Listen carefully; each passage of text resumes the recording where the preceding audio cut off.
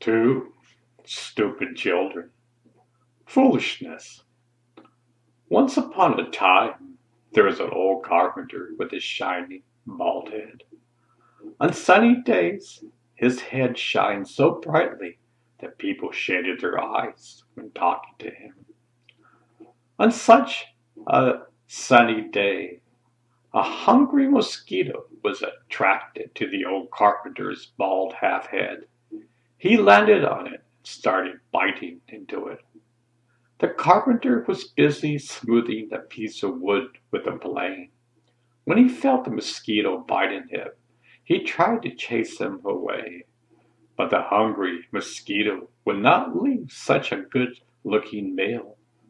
So the man called over his son and asked him to get rid of the stubborn pest. Unlike his father's shiny head, the son was not so bright, but he was hard-working and obedient. He said, "Don't worry, Dad. Be patient. I'll kill that bug with just one blow." Then he picked up a very sharp axe and took careful aim at the mosquito. Without thinking, he came down with the axe and split the mosquito in two. Unfortunately, after slicing through the mosquito, the axe also split the old carpenter's shiny bald head in two.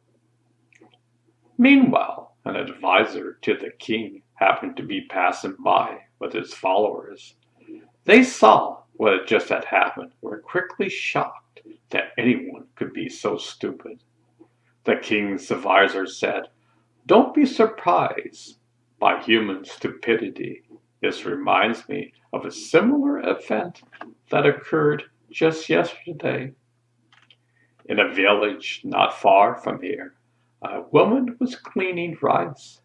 She was pounding it in a mortar with a pestle to separate the husk.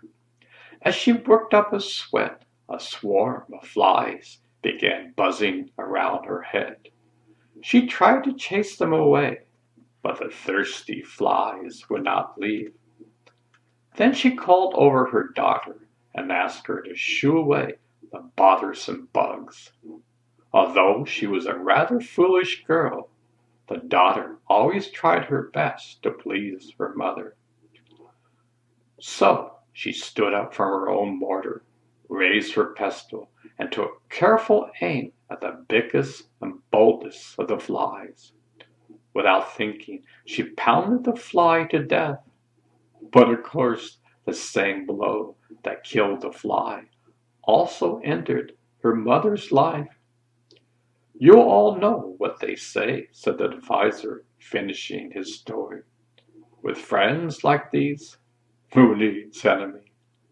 The moral is, a wise enemy is less dangerous than a foolish friend.